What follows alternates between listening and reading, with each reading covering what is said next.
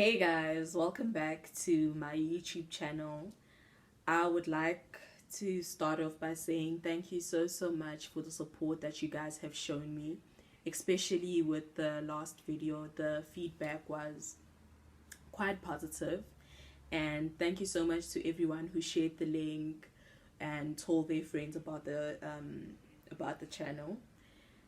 I'm really grateful. I just want to say 5 shout outs.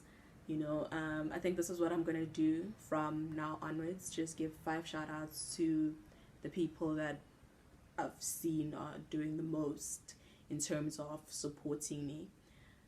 If I don't mention you in this five, don't worry, I'll probably mention you in the next five and so forth. Like, no hard feelings, guys.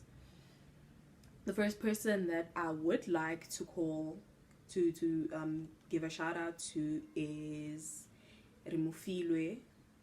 Her name on Instagram is Rimufilwe5. Shout out, girl. Like, I can see you every time I post something on my Instagram story, the first one to respond, and you're just always there, keeping up to date with what I'm posting, and yeah, I see you. And then I'd also like to give a huge shout out to Mpomachete, pardon me. She's my friend, and she's one of the people who forward the links and tell people that, hey yo, check my girl's YouTube channel. So thanks, babes. I'd like to say a huge shout out to Tabsile. I think it's Tabsile Mahlang, if I'm not mistaken. She's one of my biggest fans. She's been there since day one, and she's continuously supporting me. So thank you.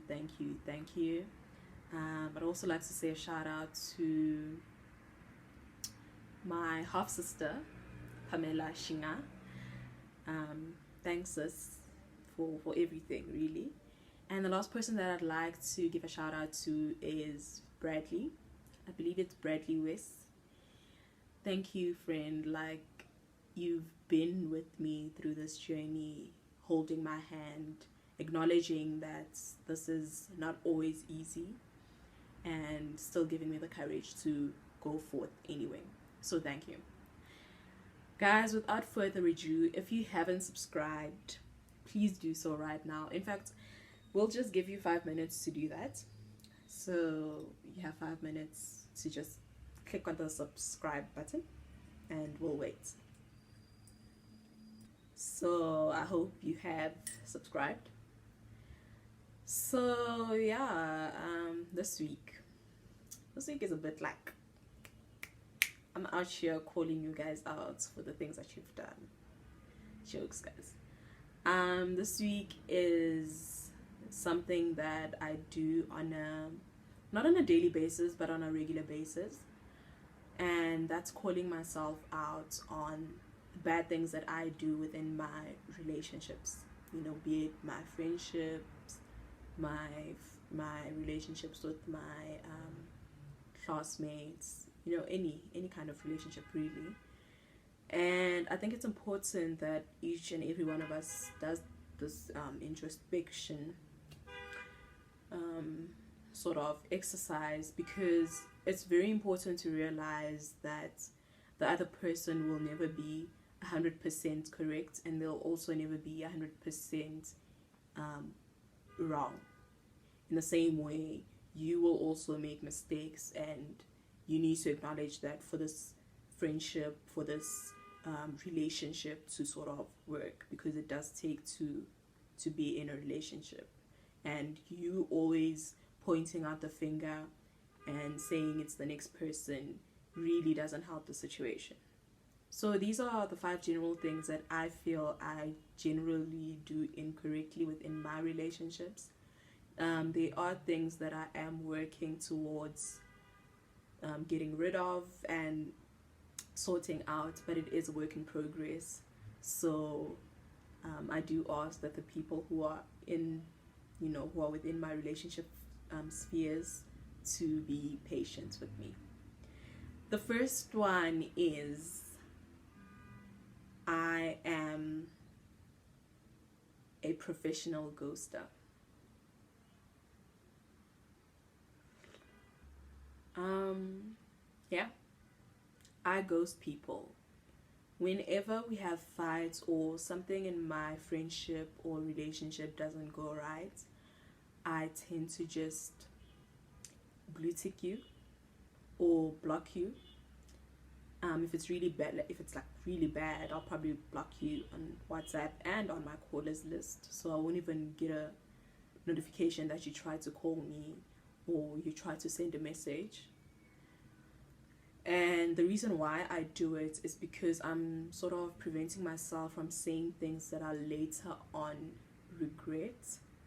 So I'd rather just keep quiet, take some time off to think about what happened, and so I can convey my opinions in a more clearer and in a more respectful way. So yeah, after I've taken a deep breath and I've taken some time off to think, I'll come back. But here's my thing: I will only come back if I've realized within our relationship that you haven't used the communication element to your advantage. And what I mean by that is that there are people, guys, who use communication only when it benefits them. So sometimes a person needs to like really be honest with you, and they shouldn't be hiding something. Then they don't communicate, but they expect you to communicate because what? Yeah, they would rather know. But when I would rather know, my guy, like, you also need to, or my girl, you also need to come through, and meet me halfway. So if you are those people who are going to use it to your advantage, and when you want to keep quiet, you're going to keep quiet, then chances are I'm also not going to come back. And me blocking you will probably be the end of our relationship. Second thing that I tend to do, which is bad, is that I tend to keep 2, at most 3 people very dear to my heart. That is bad because I'm not allowing them the space to breathe. I'm a very clingy person and I nag a lot. So if I go through issues in life and these are the only 2 people that I have, chances are they aren't able to go through their own lives. They aren't able to go through their own pain and heartache and grow as individuals. And that is not a safe space to be in. So that's another thing that I'm trying out, to have more relationships that I can depend on. And it's very, very, like, guys, it's very important to realize that as an individual, you need more than God and 2 friends. You need a group of relationships so that the individuals of those relationships can also grow as people outside of you. So the third thing that I do that is bad is that I beat myself up for crying, even though I encourage others to cry during hard times, painful circumstances. Guys, like, I'm that person who's gonna be like, let it all out. I know it hurts. Yo, if I cry, yeah, I'm there like, wow, girl, you're so weak. You can't even control your life. You can't even, you can't even keep it together. And that is something that I've had to sit down with myself with and sort of question, have I been lying to myself all along? Am I trying to buy face from other people when I give them advice? What's the issue here? Why am I giving one advice and then practicing the other thing? And it's very important that you guys realize that you need to practice what you preach, because at the end of the day, you need to be honest with yourself. The fourth thing that I tend to do, the fourth thing. Yes. The fourth thing that I tend to do is that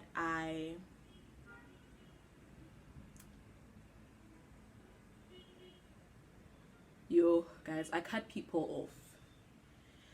The difference between the first thing that I mentioned, which was ghosting, and cutting people off is that, like, I literally remove you out of my life. like I delete you as if you never existed. I cut you off to a point where if I were to meet you, I'd probably just walk right past you as if you are a stranger. And it is a bad thing because oftentimes what leads me to that is a very deep issue, and chances are I haven't even dealt with the issue at hand. I just ran off. So yeah, that is my fourth bad habit. And my fifth bad habit,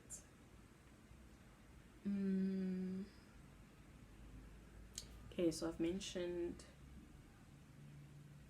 that I ghost, I've mentioned that I cut off, I've mentioned that I keep a small circle, I've mentioned that the whole crying issue.